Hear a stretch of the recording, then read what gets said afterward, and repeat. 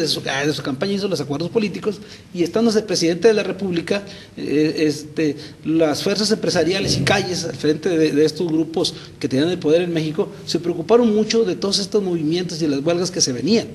Por ejemplo, aquella reunión en Monterrey, como por febrero o marzo del 35, siendo ya Cárdenas presidente de la República, con los empresarios de Monterrey, en la que logra calmar las situaciones, pero apoyando sobre todo a los obreros, no a los empresarios de Monterrey. Eso genera la crisis de junio de 35, que es la primera vez que justamente se construyen las condiciones para que salga del país calles. Pero se va a tomar un descanso porque se va enfermo y esas cuestiones, claro. Y luego regresa. Luego regresa justamente a finales de 35 otra vez, pero para todo este proceso ya Cárdenas se había consolidado. Ya, fíjate, ¿qué había hecho Cárdenas? Ya había quitado gobernadores, ya había cambiado a los dirigentes, ya había cambiado el dirigente del Partido Nacional Revolucionario, y ya ahora el nuevo dirigente que él puso fue a Portes Gil.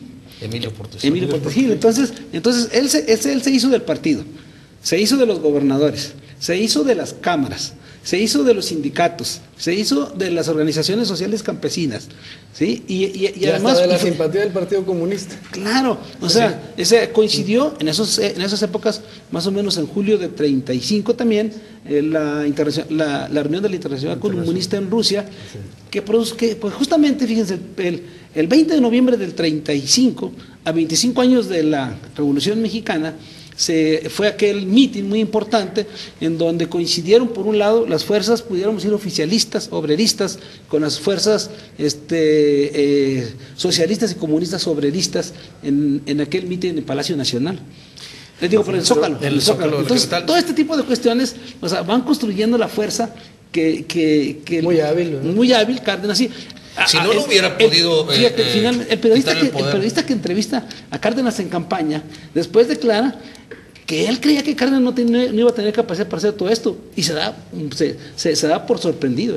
Claro. Pero fíjate que lo va haciendo de los dos lados, o sea, porque el hecho de que él promueva la organización de las masas, también va sentando las bases para lo que luego conocimos como la cuestión de la corporativización, ¿no? Claro, del partido. Sí. Pero también, por el otro lado, se manifiesta, vamos a decirlo así, la lucha de clases, porque también, por el otro lado, surgen las organizaciones patronales como la Coparmex, con la cuestión del 35 que hablaba Chava, ¿no? En Monterrey. Ahí se consolida con los ADA, ¿no? Surge la Concanaco, ¿no? De la organización de los comerciantes. Que nacen como sindicatos obreros. Como sindicatos obreros, o sea, sí, exactamente. Entonces, se va haciendo Cárdenas una política de masas, pero al mismo tiempo también se va generando, por el otro lado, las organizaciones patronales para hacerle frente a eso. Entonces es interesante porque hace rato antes hablábamos de dónde Cárdenas se le forma, y decía Chávez con toda razón, Cárdenas en ningún momento se muestra socialista abiertamente. Nunca. Abiertamente no. O sea, pero sus acciones. La política que implementa Cárdenas es la política que necesitaba en esos momentos nuestro país. Claro. O sea, él cumple con su momento histórico, claro. Pero no hay, como lo veían los patrones, o como lo veía o como la clase media que empieza a considerarlo un peligro para el país, ¿no? Que lo acusan de comunista, de socialista, de anticlerical, etcétera, etcétera. Entonces, no había tal, ¿no? Porque Cárdenas nunca, es más, en su biógrafo, Fernando Benítez, que es su más grande biógrafo, no consigna la formación socialista de Cárdenas. Pero nadie fue un hábil político, su sagacidad política, el oportunismo, se dieron las condiciones, la oportunidad, porque para poder derrocar al maximato. Al maximato. Oye, de Calles. dicen que la política se hace sobre la coyuntura. Él es un ejemplo. Es un de que ejemplo hizo la política clarísimo, sobre la ¿no? coyuntura. Exactamente. Porque Calles, bueno, no había vacilado ¿Estás de acuerdo? Sí. en mandar a asesinar a Obregón en la bombilla, que dicen que le disparó León Toral y tenía impactos de bala desde todos los ángulos de su cuerpo, pero bueno. Obregón. Pues Obregón. nada más es importante señalar en este bloque cómo va construyendo políticamente su ideal de lo que es la revolución y su aplicación. Ya práctico. Y la organización para darle cauce institucional precisamente a la organización popular. ¿Sí? No es una organización, digamos, anárquica, no. Tiene su cauce a través de las organizaciones del partido político. Sí, en resumen, lo que decía Char, es la institucionalización de la revolución, en este periodo. Pero con una visión muy clara de la justicia Una visión social, humanista. Sí.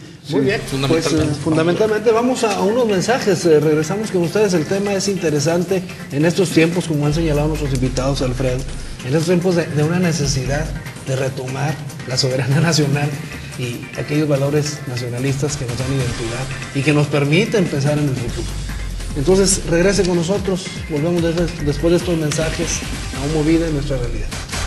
Pues bien, corresponde, según la conversación que tenemos en esta ocasión, corresponde a Lázaro Cárdenas, pues establecer la plataforma institucional para el desarrollo económico, social y político de este país, después de la revolución. Y sin embargo, como un proceso, lo que vemos es que muy hábil y muy listo políticamente el general, pues él fue construyendo esa posibilidad. Y sin embargo, pues vemos que si es un proceso histórico, debió haber existido antes el maximato para poner orden a los esquemas caudillistas, incluso caciquiles en el país. Mira, Salvador, por ejemplo, los estudiosos de los caudillos, por ejemplo, sostienen que Díaz fue, como decía hace rato, fue un caudillo tradicional. Y luego, después de Díaz, Calles es un caudillo carismático, ¿verdad? Y luego después ya viene como Lázaro Cárdenas, es un caudillo institucional. O sea, Cárdenas, al final de cuentas, tuvo que hacerse también caudillo, pues, de Salas, para poder confrontar toda esa realidad en la que se desenvolvía. Claro. O sea, no había institucionalidad todavía.